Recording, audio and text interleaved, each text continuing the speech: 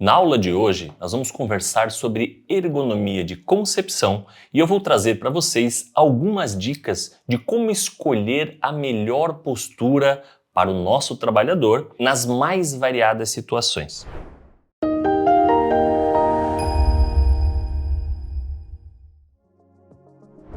Bom, primeiro precisamos entender o que é concepção, ergonomia de concepção. A ergonomia de concepção, ela é o ponto alto de um projeto ergonômico. É quando nós fazemos uma análise ergonômica ainda na fase de projeto. O que significa isso? Significa que o posto de trabalho ainda não existe. Existe um projeto do posto e através desse projeto nós já conseguimos trazer para o nosso cliente, para a empresa, algumas sugestões de melhorias que vão evitar um retrabalho posterior. Ao invés de criar o posto de trabalho e após fazermos a avaliação, podemos trazer algumas dicas já nessa fase de projeto. A ergonomia de concepção, ela tem como objetivo promover sempre o máximo de conforto, saúde, segurança e desempenho eficiente para o trabalhador. Dessa forma, com o menor investimento possível para a empresa. Mas qual que é a postura ideal para que alguém consiga trabalhar e ter a menor sobrecarga física possível?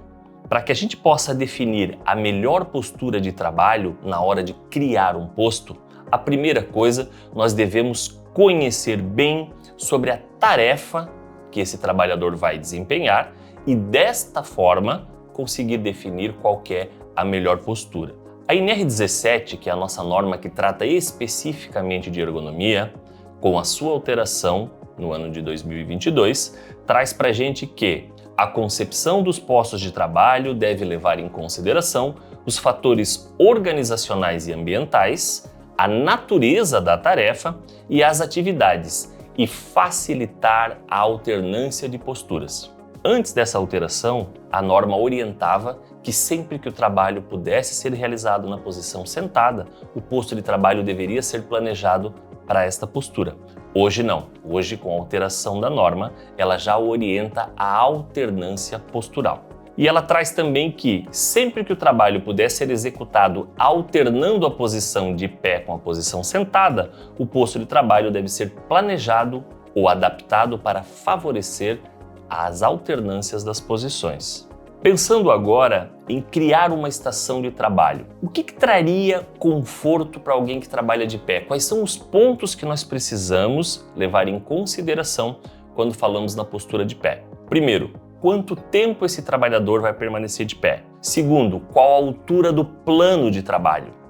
Entender que a altura de plano de trabalho não é a altura de uma mesa, ou a altura de uma bancada, ou a altura de uma máquina. O plano de trabalho é a altura onde efetivamente esse trabalhador vai realizar sua atividade. Então, se eu tenho uma mesa de 79 centímetros e eu coloco algo em cima que tem mais 30 centímetros, a minha área de trabalho, meu plano de trabalho estaria em 109 centímetros. Então esse é um conceito bem importante que você não pode esquecer.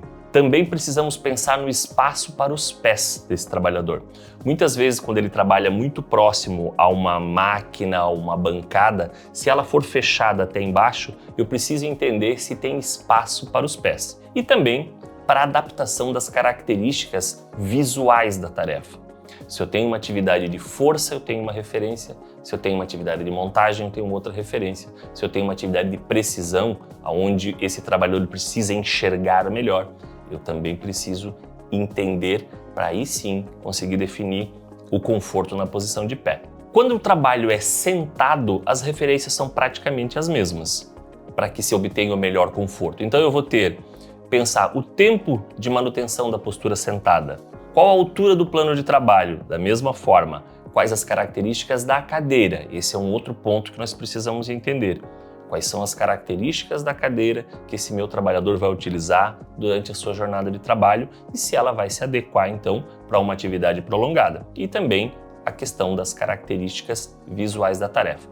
Então percebam que tanto para o trabalho de pé quanto para o trabalho sentado, as referências que nós temos para conforto elas são muito parecidas. Mas vamos falar da postura de pé. Um plano de trabalho muito alto, se eu tenho o meu plano de trabalho muito elevado, esse trabalhador tende a elevar os seus braços em abdução e isso traz uma sobrecarga para toda a musculatura da cintura escapular. Se o meu plano de trabalho é muito baixo, exige que esse trabalhador flexione o seu tronco à frente, gerando então uma sobrecarga para a sua coluna lombar. Então nós precisamos definir de uma maneira adequada o plano de trabalho para a posição de pé. Quando falamos em trabalho de pé, é importante que a gente entenda claramente os planos de trabalho. Então nós vamos dividir o trabalho em 3 categorias: o trabalho leve, o trabalho pesado e o trabalho de precisão. E para isso nós temos referências anatômicas. Então sempre que nós temos um trabalho pesado, a linha de trabalho, o plano de trabalho deve estar na altura do quadril, na altura da cintura aqui. Então é onde esse trabalhador vai fazer uma atividade pesada, ele consegue se posicionar bem e ele vai puxar, empurrar, vai bater, tudo que é pesado deve ficar na linha do quadril. Quando se fala em trabalhos leves, a nossa referência é manter o ombro em posição neutra, cotovelo em 90 graus. Essa é a melhor altura de plano de trabalho para as atividades leves. Vamos entender como atividades leves os trabalhos em linhas de montagem, produção, esse trabalho de um modo geral que não exige nem grande força e nem grande precisão. O terceiro é o trabalho de precisão, onde a nossa referência é a linha mamilar, é a altura do peito. Por que nessa altura?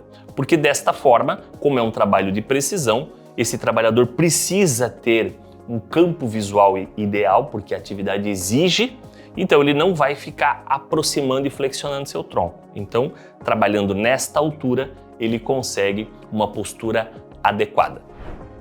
Quando falamos da posição sentado, a gente tem a mesma referência. Eu vou utilizar também o meu ombro na posição neutra, o meu cotovelo em 90 graus, para eu definir a altura da bancada, a altura da mesa, a altura da máquina. É claro que neste caso não é a máquina que está modificando, eu preciso ter uma cadeira com os ajustes de altura para poder adequar esse trabalhador nessa posição de trabalho.